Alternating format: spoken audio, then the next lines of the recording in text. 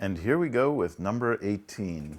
This one looks like it's going to be magazines, and I love magazines. So let's find out what's in here. I think there might also be some clothing, possibly to just fill out the box. First thing that greets us is the best from Playboy. If I remember, people always say, oh, I read it for the interviews, I read it for the articles. And I gotta say, there's some amazing literature that's come through Playboy. I'm not a huge aficionado, but you can't argue with some of the things that they've published as far as their quality. Anyway, oh, I know what this is. So yeah, the best from Playboy, blah, blah, blah. Ooh, these are Fat magazines. Fatso, very important publication. I might have it from the beginning. This is 3, 4. Yeah, I do. 1, 2, 3, and 4. And I remember when I was selling off my valuable books, the antiquarian bookseller said, this is really interesting, and this would be worth possibly donating to a collection such as Yale, and I may do that. Yeah, and I knew the editor, who also worked for Nurse Week. She was a professional, or I should say they. I think that they went non-binary later. Anyway, this is an actual San Francisco flag that flew over City Hall. I'm sure that I bought it at a tag sale or flea market or something like that. But basically, I think the way it works is if it's flying out of some reason of honor, they eventually give the flag to the person it honors.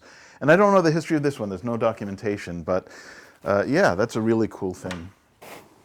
Fat Girl, which I've mentioned before, is a publication, a zine for fat dykes and the women who want them.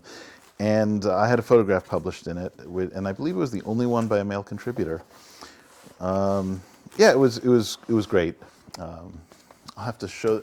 I know some people who were involved back then who've moved to the Netherlands, or at least one person. I'll have to show them more stuff that's kind of cool from a historical point of view.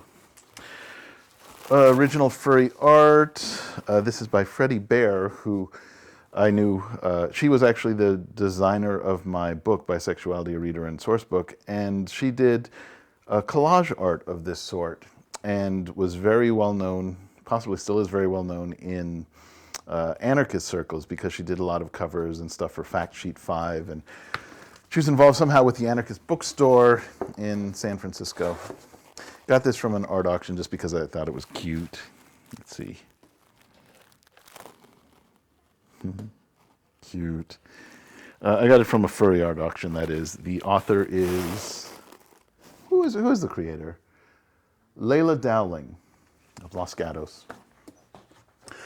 There was an exhibit. It was about trans guys in some way.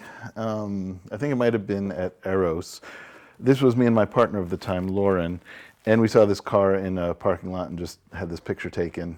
I guess, I don't remember the full story, but yeah, we got a print of it. The plates from when I had that English school in San Francisco. Yeah, the Academy of English. Or Mei Zhui Wen in Chinese. So this I brought back from the Netherlands when I was here in 1991 because I just thought it was interesting. At the time it's like, ooh, wow, McDonald's in a different language in a different country. And the other interesting thing is, I'm seeing if they have it here.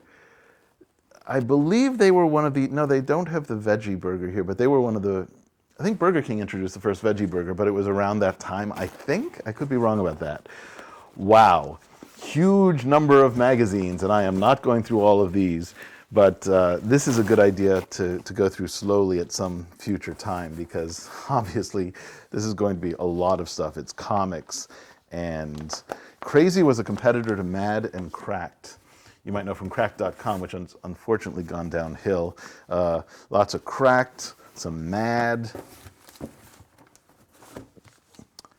lots of Mad, going all the way down to the bottom of the box, I think. It's tempting to dig in here and start going through. There's a lot of Consumer Reports from, I'm guessing, the 60s. 74, okay. Woman's Day from the 50s. Basically, all this is going into my magazine files.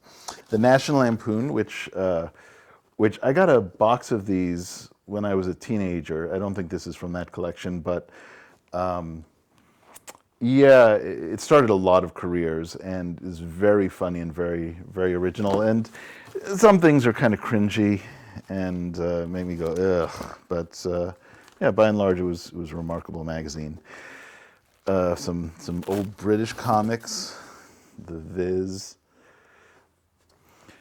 Yeah, lots of fun stuff in here. I'm going to enjoy going through this, and perhaps at some point someone will say, "Hey, yeah, show us what's in there. Show us your old magazines," and then I'll go back and do that. But otherwise, yeah, just fun reading.